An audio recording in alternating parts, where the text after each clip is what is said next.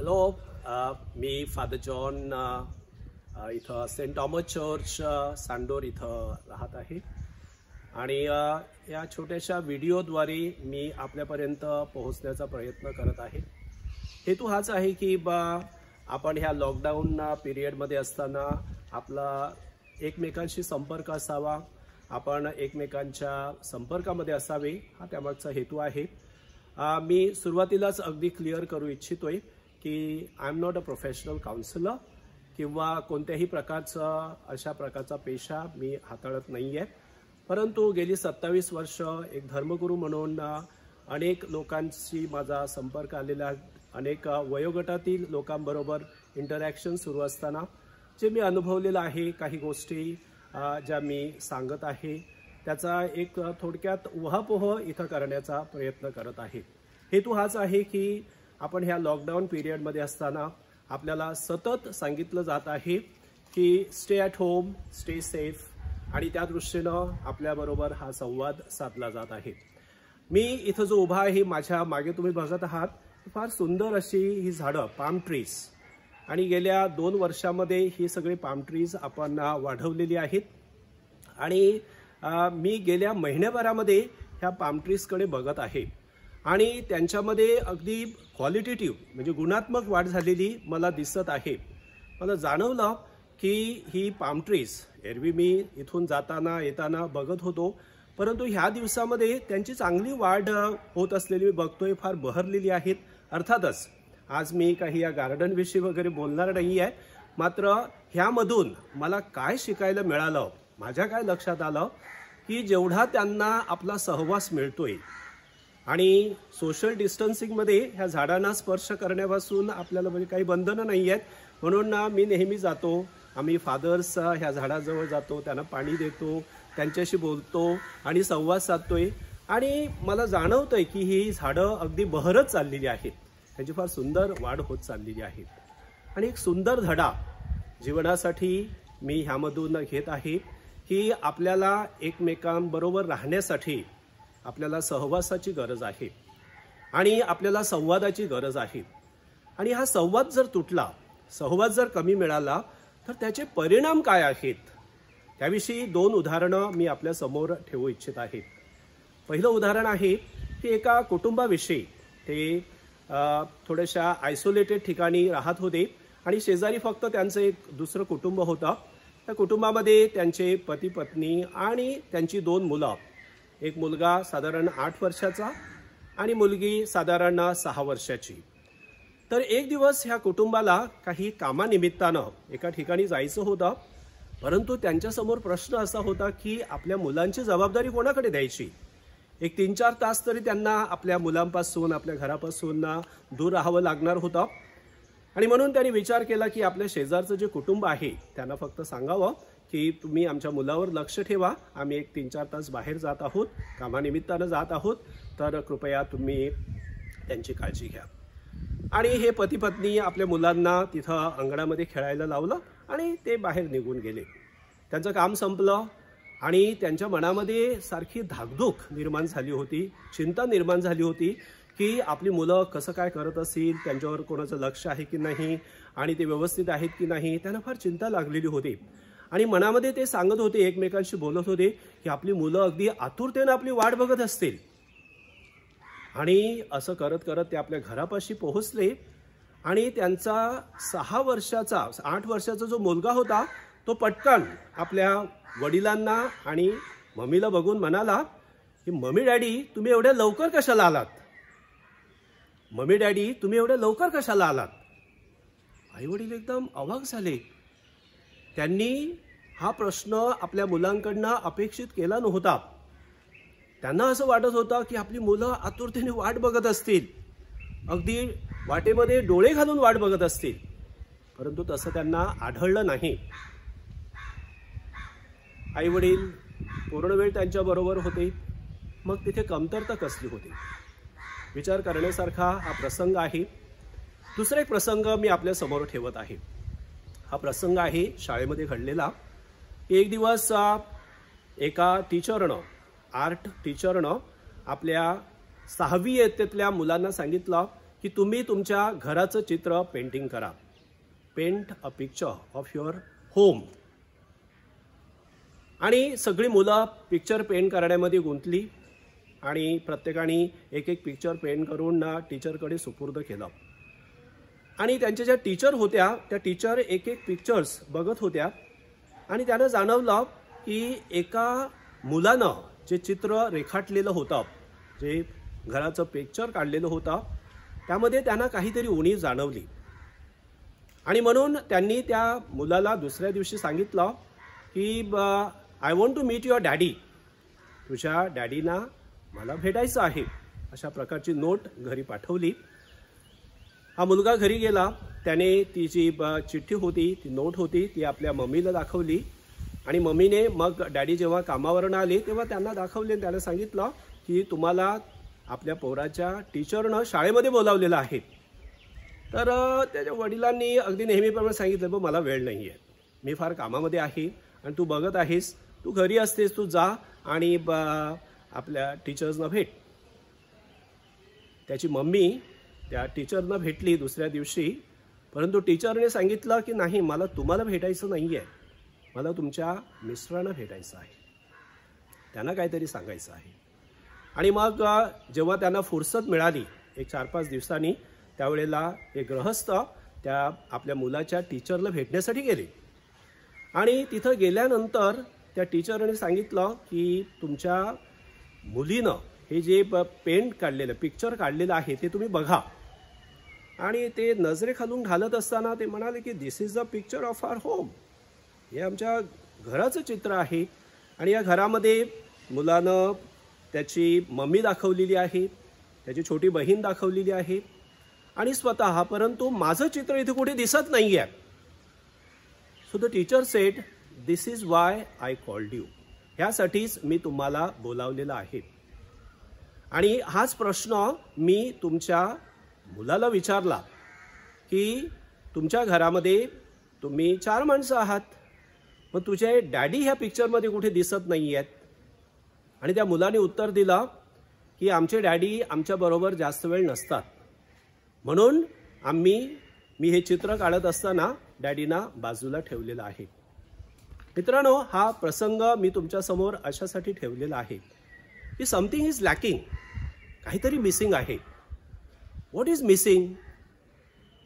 ते जे गृहस्थ होते ते सुद्धा विचार करायला लागले की मी माझ्या मुलांसाठी एवढा झटतोय, कुटुंबासाठी एवढा राबतोय, एवढे कष्ट करतोय, आणि स्टील माझा मुलगा घराच्या किंवा कुटुंबाच्या पिक्चरमध्ये मला बाजूला ठेवतोय.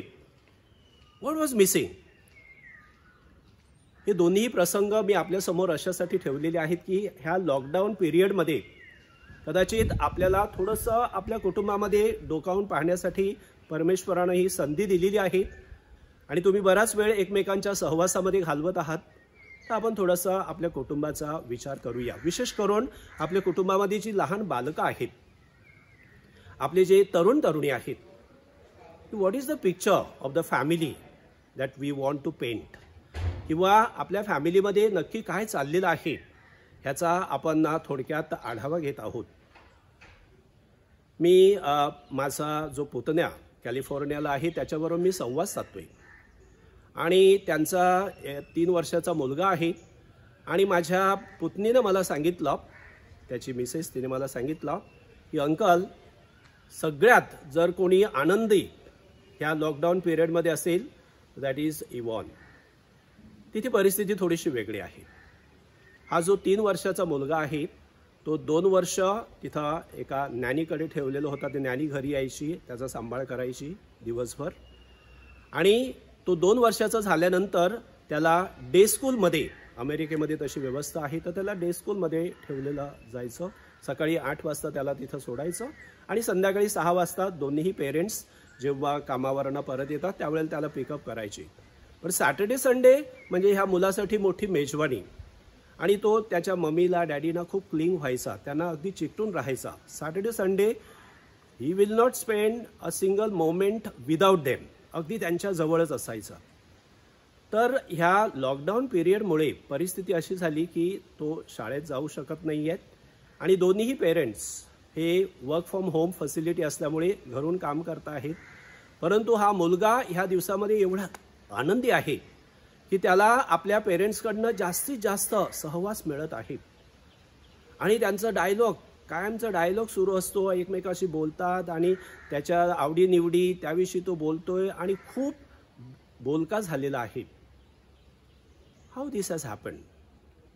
I would like to emphasise 2 words. Your presence in the family and your dialogue with your children. संवाद आणि सहवास या 2 गोष्टीकडे आपण लक्ष देऊया. इन ॲव्हरेज सिच्युएशन आज अशी आहे की आपल्या मुलांना आपण चांगलं शिक्षण देतोय, आपण त्यांना मोठं करतोय, त्यांच्या सगळ्या गरजा पुरवतोय. And you are doing a wonderful job as parents, really wonderful job, hats off to you. पण हे सगळं करत असताना मुलांची निकडीची गरज काय आहे? Are we really be with them? आपण त्यांच्याबरोबर आहोत आणि त्यांच्या सहवासामध्ये आहोत आणि आपला सहवास त्यांना मिळतोय, त्यांच्याबरोबर आपला डायलॉग सुरू आहे का, संवाद सुरू आहे का? थोडासा विचार करायला पाहिजे. आज जे सायकॉलॉजिस्ट वगैरे आहेत, हे सायकॉलॉजिस्ट 4 प्रकारच्या क्वोशंटविषयी बोलत आहेत. आपल्याला जनरली जे माहिती आहे ते म्हणजे IQ. एखादा मुलगा हुशार आहे, बुद्धिमान आहे म्हणजे तो खूप चांगला आहे, असं एक साधारण आपलं मत आहे. पण आज जे सायकॉलॉजिस्ट आहेत, काउन्सिलर्स आहेत, ते आपल्याला त्या व्यतिरिक्त आणखीन दुसऱ्या काही गोष्टीची दखल घेण्यासाठी सांगत आहेत. So मिअर intelligence is not enough. परंतु बऱ्याच वेळेला आपलं जो एम्फेसिस आहे, आज मी ऐकून आहे की आता ऑनलाईन स्कूल सुरू आहे, ऑनलाईन स्टडी चालू आहेत. मुलं शाळेमधले जे टीचर्स आहेत ते त्यांच्याशी संवाद साधतायत, धडे सुरू झालेले आहेत आणि या लॉकडाऊन पिरियडमध्ये आपलं पूर्ववत जीवन कसं राहील ह्याचा ते प्रयत्न करत आहेत. Good efforts, no problem.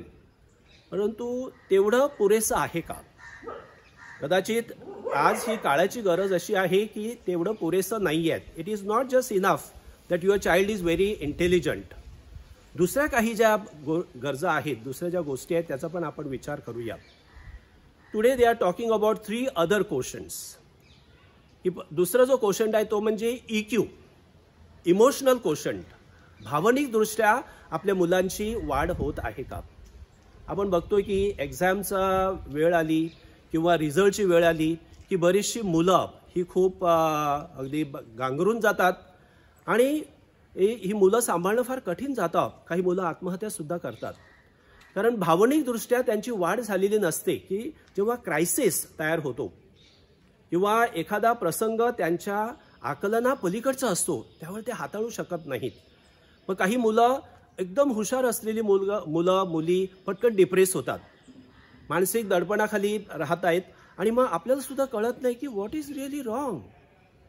ही अतिशय हुशार असलेला हा मुलगा किंवा ही मुलगी अचानक अशी शांत का बनते किंवा अबोल का होते? अनेक कारणं असू शकतात.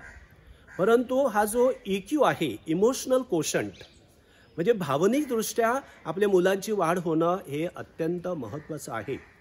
आणि ही भावनिक जी वाढ आहे ती भावनिक वाढ वेगवेगळ्या गोष्टीशी संबंधित आहे. उदाहरणार्थ सहवास, आपल्या मुलांना आपला किती सहवास मिळतोय. पेरेंट्स या नात्यानं केवळ त्यांच्या सगळ्या गरजा पुरवल्या म्हणजे ते संतुलित जीवन जगता आहेत किंवा बॅलन्स जीवन जगता आहेत याची खात्री आपण देऊ शकत नाही. तर आय फील की आजच्या काळामध्ये हा जो इमोशनल क्वोशंट आहे त्याकडे आपण जास्त लक्ष द्यायला पाहिजे. आणि कधीकधी आपल्या मनामध्ये आपण सुद्धा भावनिकदृष्ट्या बऱ्याचशा असंतुलन आणि बऱ्याचशा गोष्टी आपल्या जीवनामध्ये घडतात. आपण आपल्या मुलांबरोबर संवाद साधून त्यांना जेवढं रुचेल, त्यांना जेवढं पचेल त्या दृष्टीनं आपण आपल्या मुलांबरोबर संवाद साधायला पाहिजे.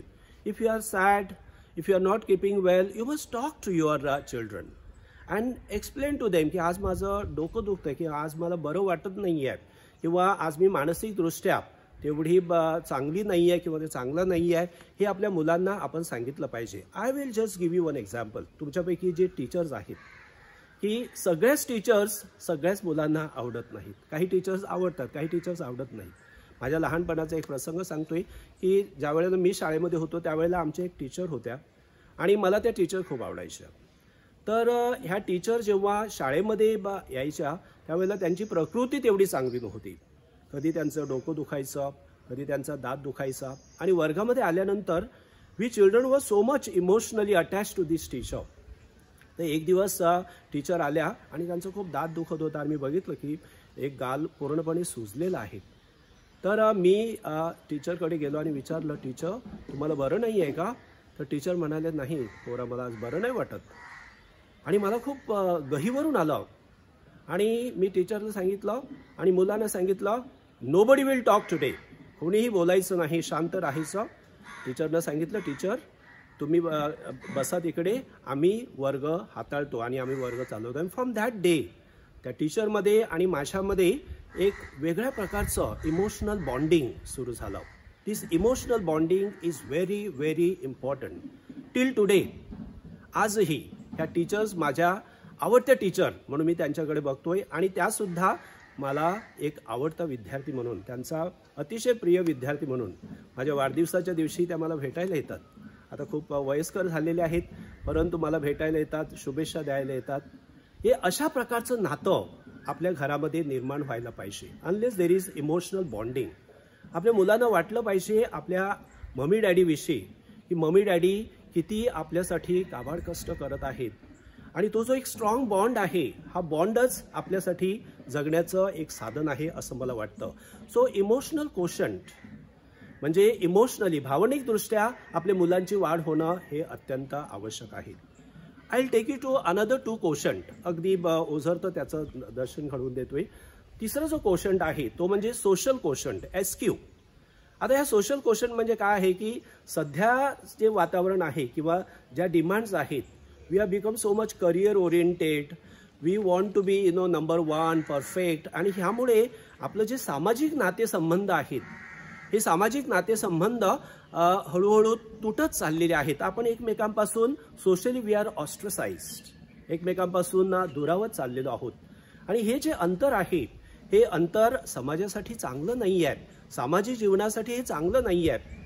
म्हणजे शेजारच्या घरामध्ये खूप काही प्रॉब्लेम्स आहेत, काही अडचणी आहेत, आणि तरीसुद्धा मला त्यांच्याशी काय पडलं नाहीत. आणि माय ऑब्झर्वेशन, कदाचित माझं चुकत असेल, my observation is young people have lost this sensitivity.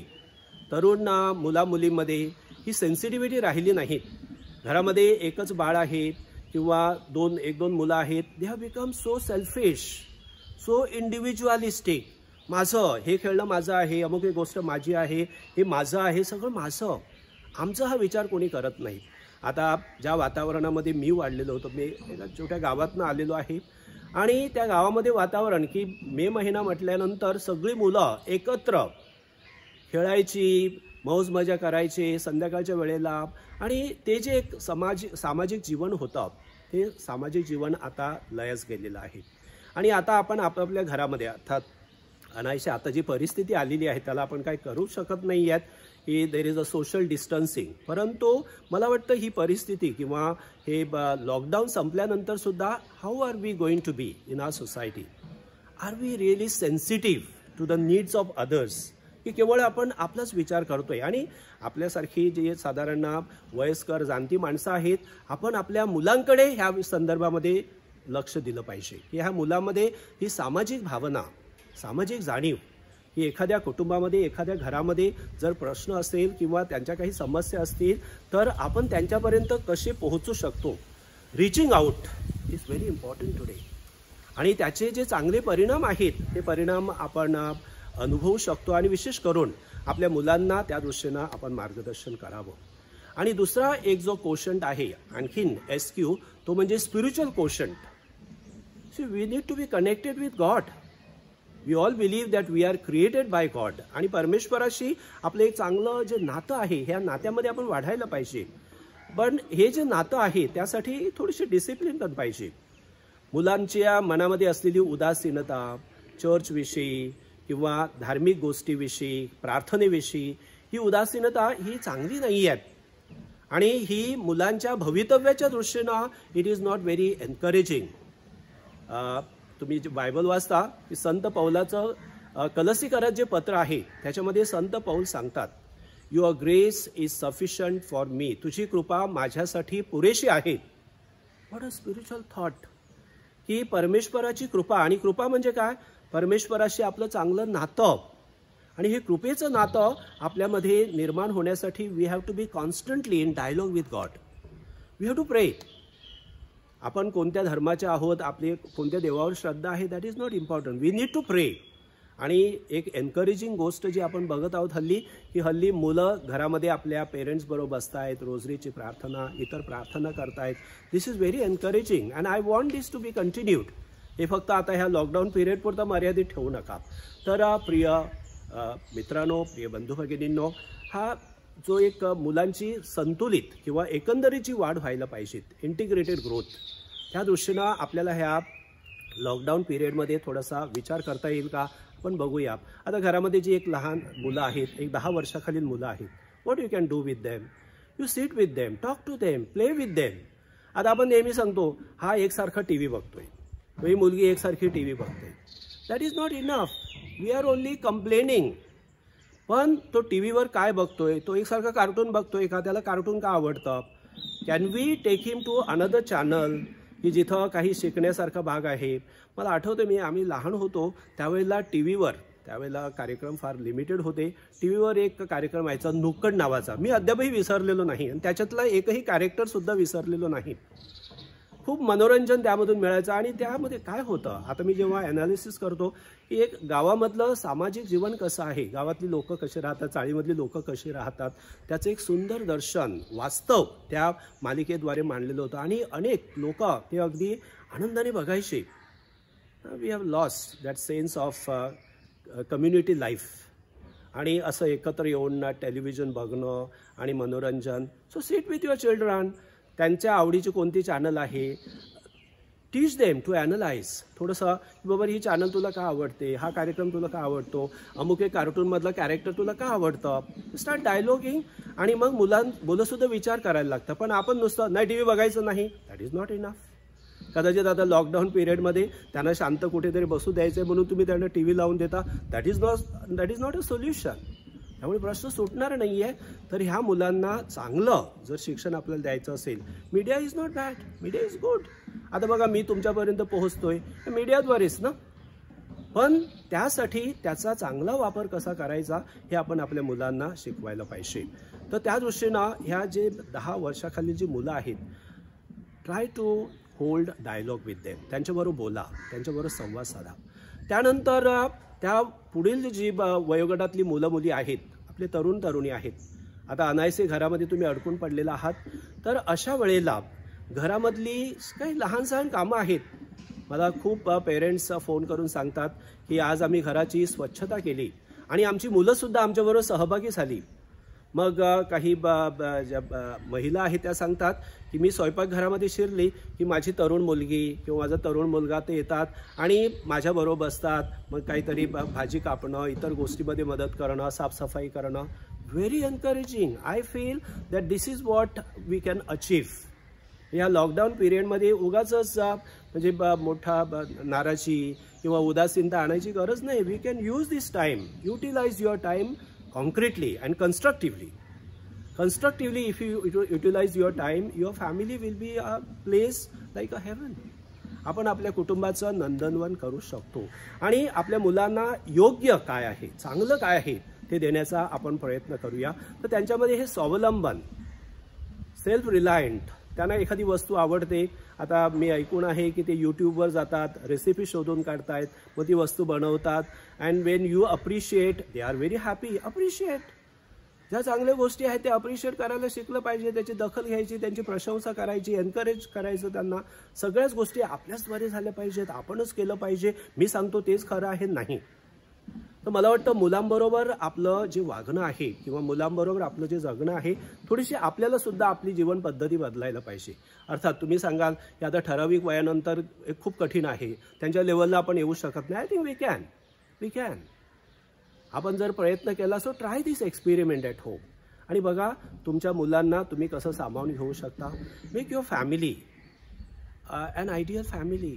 आपलं घरच आपलं सुंदर राहण्याचं. पण 2 शब्दाकडे तुम्ही लक्ष द्या. पुन्हा एकदा सांगतोय की सहवास. आपल्या मुलांना आपला सहवास हवा आहे. आपल्या मुलांना वाटतं की मम्मी डॅडी आमच्या अवतीभोवती असले पाहिजेत, पण सहवास असाही नसावा की अत्यंत निष्क्रिय, मी आहे, शरीराने उपस्थित आहे पण काय करत नाही आहे किंवा मला काय पडलेलं नाही आहे, मी माझ्या गोष्टी करतो ते त्यांच्या गोष्टी करतात. नो, हा सहवास सक्रिय असला पाहिजे, ॲक्टिव्ह पार्टिसिपेशन, ॲक्टिव्ह प्रेझेन्स.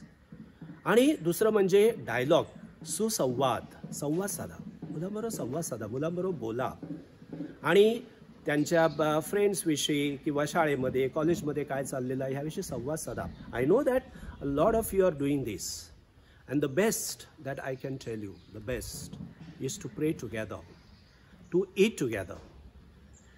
प्रे टुगेदर अशासाठी की जी फॅमिली एकत्र प्रार्थना करते ती एकत्र राहते. ही पारंपरिक केवळ सेईंग नाही आहे, this is true, this is a reality. Pray together, एकत्र प्रार्थना करा. आपल्या ज्या पारंपरिक प्रार्थना आहे त्यामध्ये मुलांना सामावून घ्या. सो प्रे टुगेदर, ईट टुगेदर. बऱ्याचशा कुटुंबामध्ये हे होतं, सगळे घरातली माणसं एकत्र बसतात आणि एकत्र जेवतात. मग आपल्याला जाणवायला लागतं when we eat together we know the needs of each other.